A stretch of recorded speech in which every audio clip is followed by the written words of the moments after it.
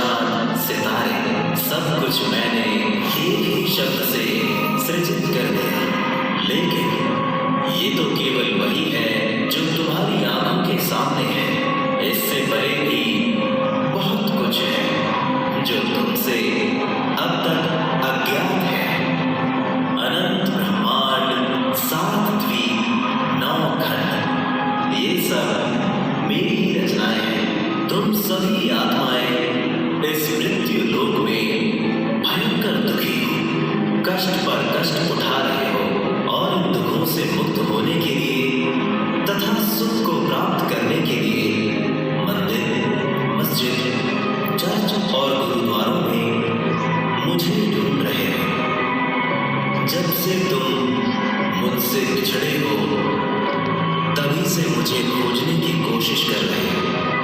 असंख्य युग बीत गए, लेकिन फिर भी तुम मुझे पहचान नहीं पा रहे हो।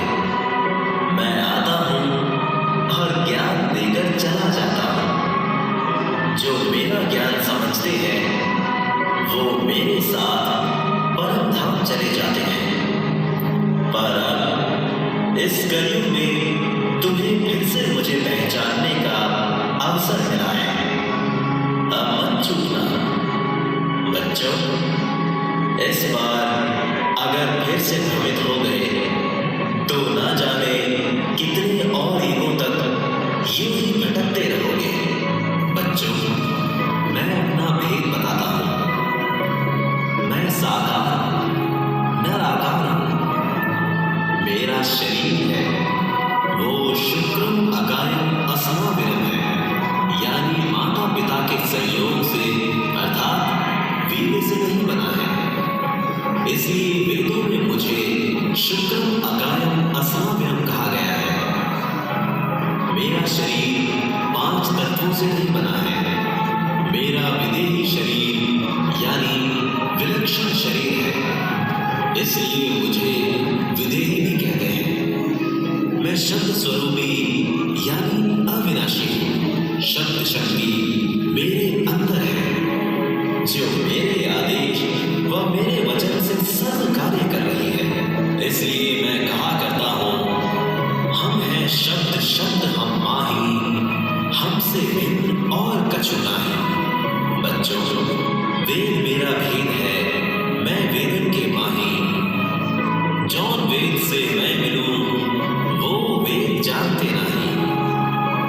इसका भावार्थ है कि चारों वेदों में मेरी महिमा बताई गई है, परंतु मेरी प्राप्ति की विधि इन चारों वेदों में नहीं है। वो 5वां वेद सूक्ष्म वेद है जिससे मैं प्राप्त होता हूँ। वो ज्ञान इन वेदों में नहीं है। मेरी बहुत सारी जानकारी और महिमा इन चारों वेदों में सटीक है। बच्चों, यदि तुमको यकीन हो तो सुन लो बात मेरे पते की।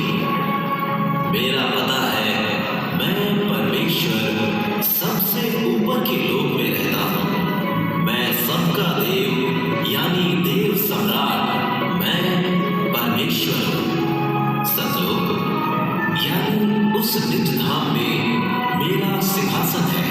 यहाँ मैं राजा के समान सिंहासन पर विराजमान हूँ। बच्चों, मेरे द्वारा ही ये सब सृष्टि बनाई गई है। उसकी सही जानकारी देने के लिए इस काल के लोक में मैं स्वयं ही आता हूँ। सह शरीर प्रकट होता हूँ। तत्व ज्ञान का प्रचार अपने मुख कमल से दोहों, चौपाइयों, साखियों, शब्दों, रमैनियों के द्वारा बोल बोलकर प्रचार करता हूँ। वो तत्व ज्ञान यानी सूक्ष्म वेद होता है। मैं चारों युगों में लीला करता हूँ। शिशु रूप धारण करके आता हूँ, कमल के फूल पर प्रकट होता हूँ, जिस कारण से मैं नारायण भी कहलाता हूँ। जब मैं शिशु रूप धारण करके आता हूँ तो उस समय मेरी परवरिश की लीला कुमारी गायों से होती है।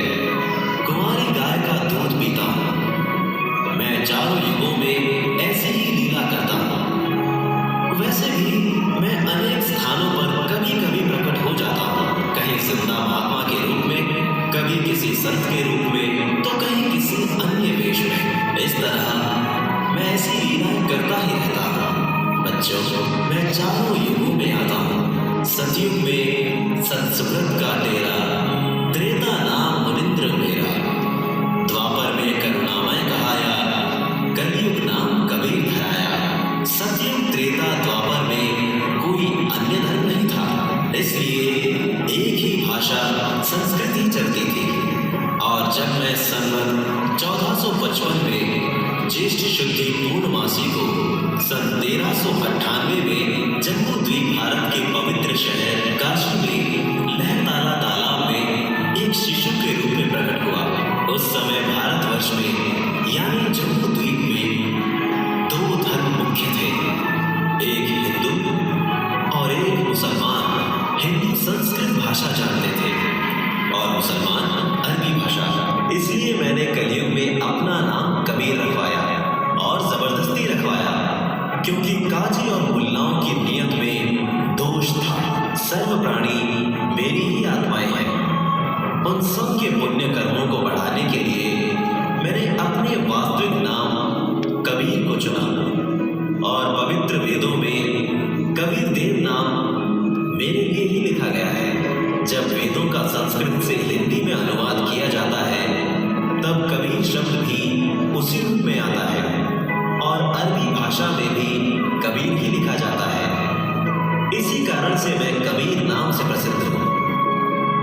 मैं अपनी सुनियोजित योजना के तहत ही रखवाता हूँ। इस लीला के अतिरिक्त मैं कभी भी कहीं भी अन्य साधु वेश में या अन्य वेशों में प्रकट होकर ज्ञान देता रहता हूँ।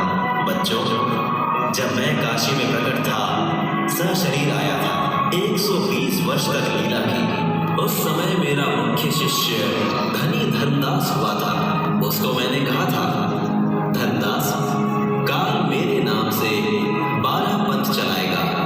12वें पंथ का जो प्रवक्ता होगा उसको यानी गरीबदास जी को मैं मिलूंगा और 12वें पंथ में मेरी वाणी प्रकट होगी। मेरा यथार्थ ज्ञान संत गरीबदास के द्वारा वाणियों के माध्यम से प्रकट होगा। बालक गरीबदास को मैं ही सतलोक लेकर आया था, सर्व ज्ञान देकर पुनः मृत्यु लोक में वापस भेज दिया था। संत गरीबदास ने मेरी वाणी सही लिखी है, मेरी महिमा पूरी लिखी है, वो वाणी पुनः लिखी गई है। 12वें वंश प्रगट होए उजियारा, 13वें वंश मिटे सकल अंधियारा। लेकिन उस वाणी को संत गरीबदास पंथ वाले भी समझ नहीं सके और ना ही वो 12 पंथ मेरी पहले वाली वाणियों को ठीक से समझ पाए। उन्होंने उन वाणियों का काल प्रेरणा से अर्थ का अनर्थ कर दिया।